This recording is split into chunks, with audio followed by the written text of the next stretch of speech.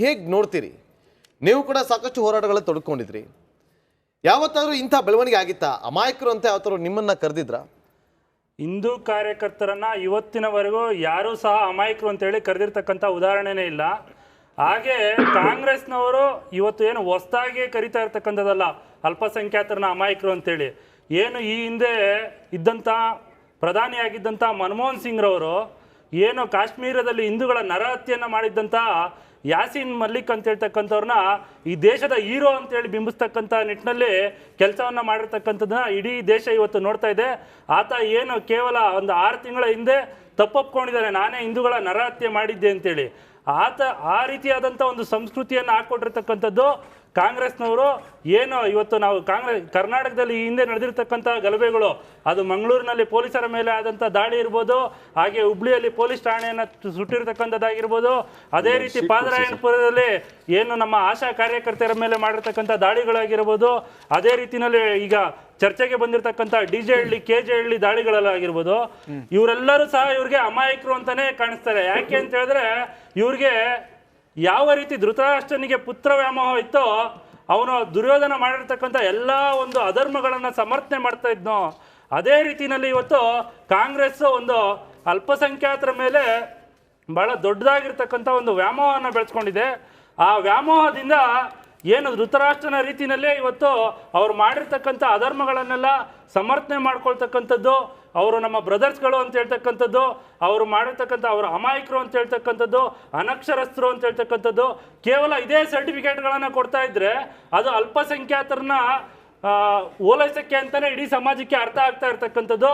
ಇವತ್ತು ಹಿಂದೂ ಕಾರ್ಯಕರ್ತರನ್ನ ಟಾರ್ಗೆಟ್ ಮಾಡಿ ಮಾಡ್ತಾ ಇರ್ತಕ್ಕಂಥದ್ದು ನಾವೆಲ್ಲ ಗಮನಿಸ್ಬೋದು. ಏನು ಮೊನ್ನೆ ಗುಲ್ಬರ್ಗಾದಲ್ಲಿ ಒಬ್ಬ ಕಾರ್ಯಕರ್ತ ಏನು ಪಠಾಣ್ ಚಿತ್ರದಲ್ಲಿ ಕೇಸರಿ ಬಟ್ಟೆ ಹಾಕಿದ್ದಂಥ ಒಂದು ವಿಚಾರವಾಗಿ ಪ್ರತಿಭಟನೆ ಆಗಿತ್ತು.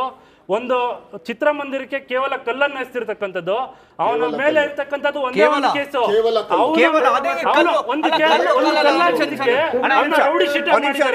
ಒಂದು ಕಲ್ಲೆಸ್ತಿದ್ದಕ್ಕೆ ರೌಡಿ ಶೀಟ್ ಮಾಡಿದ್ದಾರೆ.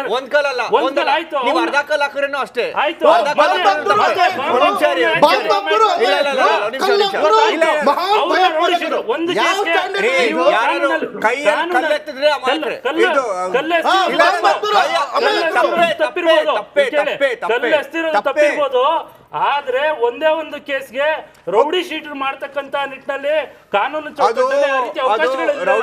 ಕೆಲಸ ಮಾಡೋದು ರೌಡಿಗಳು ಅವನ ಮೇಲೆ ಇದು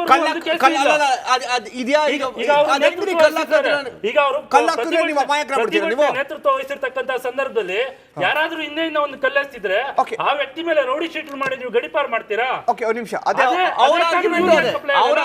ಅದೇ ಕಾನೂನು ಪೊಲೀಸ್ ಠಾಣೆ ಹಿಂದೂ ಕಾರ್ಯಕರ್ತ ಕಲ್ಲೊಡೆದಕ್ಕೆ ಎಷ್ಟು ಗಂಭೀರ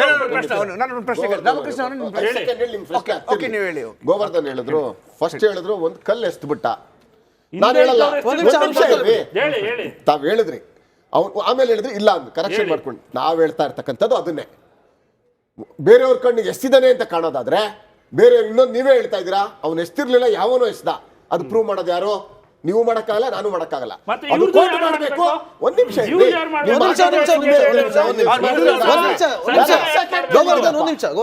ಸೆಕೆಂಡ್ ಕೇಳಿದ್ರಿ, ನೀವು ಮಾತಾಡಿ.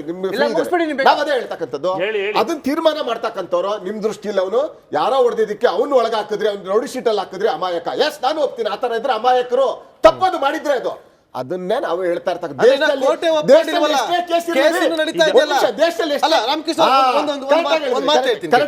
ಈಗ ಗಲಭೆಯಲ್ಲಿ ಭಾಗಿಯಾಗಿದ್ದಂಥವ್ರು ಅವರ ಸಂಬಂಧಿಕರು ಹೋಗ್ತಾರೆ, ಲೆಟರ್ ಕೊಡ್ತಾರೆ, ಮನವಿ ಪತ್ರವನ್ನ ಕೊಡ್ತಾರೆ. ಅದನ್ನ ನೋಡ್ಕೊಂಡು DCM ಅವರು ಅವರೆಲ್ಲರೂ ಕೂಡ ಅಮಾಯಕರು ಅಂತ ಹೇಳಿ ಅವರೇ ಎಲ್ಲವೂ ಕೂಡ ಒಂದು ತೀರ್ಪನ್ನ ಕೊಟ್ಟರು ಅಂತಂದ್ಮೇಲೆ ಪೊಲೀಸ್ ಇಲಾಖೆ ಏನಕ್ಕೆ ಬೇಕು? ತನಿಖೆ ಯಾಕೆ ಆಗಬೇಕು? ಇವೆಲ್ಲ ಜೈಲಿಗೆ ಕಳಿಸ್ಬೇಕು. ಈಗ ಕೋರ್ಟ್ ಅಲ್ಲಿ ತೀರ್ಪು ಆಗ್ಬೇಕು ನೋಡ್ರಿ, ಕೋರ್ಟ್ ಅಲ್ಲಿ ತೀರ್ಪು ಆಗ್ಬೇಕಲ್ವಾ? ಸಾಕ್ಷ್ಯಾಧಾರಗಳ ಹಾಕ್ತಾರೆ, ಅವರ ವಿರುದ್ಧ ಏನೆಲ್ಲ ಕ್ರಮಗಳು ಜರುಗಿಸಿದ್ರು ಅದೆಲ್ಲವೂ ಕೂಡ ಬಹಿರಂಗ ಆಗುತ್ತೆ.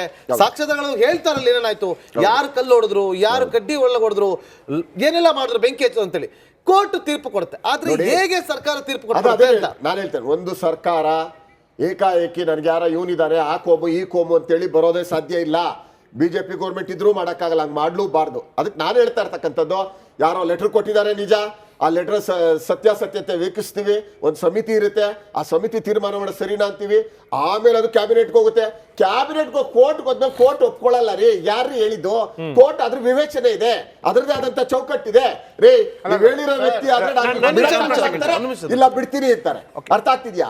ನಾವ್ ಇಲ್ಲಿ ಯಾರೋ ಲೆಟರ್ ಕೊಟ್ಟ ಕ್ಷಣಕ್ಕೆ ಅವ್ರು ರಿಲೀಸ್ ಆಗ್ಬಿಟ್ಟ ಅಂತಲ್ಲ. ಅರ್ಥ ಆಗ್ತಿದೆ? ನೆನ್ನೆ ಹೋದ್ರು ಅವರು ಕಾನೂನು ತಲೆ ಬಗ್ಗಿದ್ರು. ಕೋರ್ಟ್ ಏನ್ ಹೇಳ್ತು? ನೀನು ರಿಲೀಸ್ ಕೊಡ್ತೀವಿ ಅಷ್ಟೇ. ಕೋರ್ಟ್ ಕೇಸ್ ಖುಲಾಸೆ ಆಗ್ಲಿಲ್ಲ. ಯಾಕಾಗ್ಲಿಲ್ಲ? ಇವ್ರು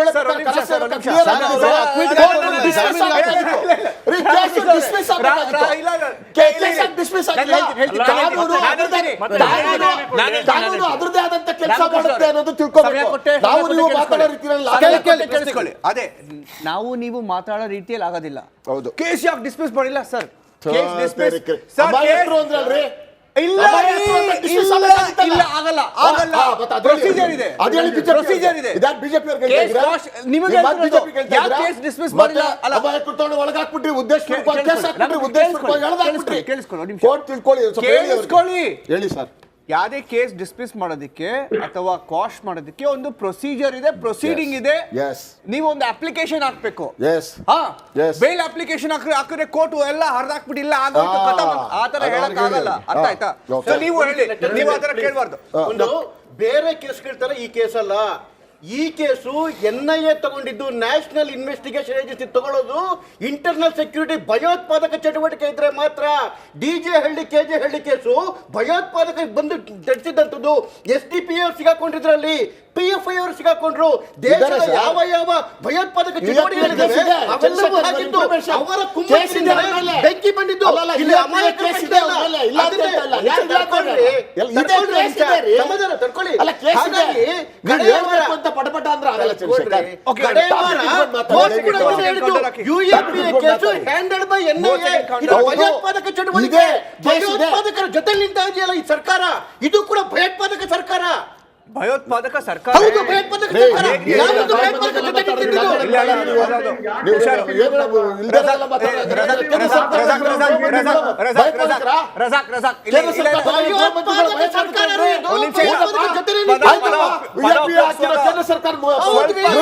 ಯಾವತ್ತು ಭಯೋತ್ಪಾದಕ ಜೊತೆ ನಿಂತಿದ್ದು?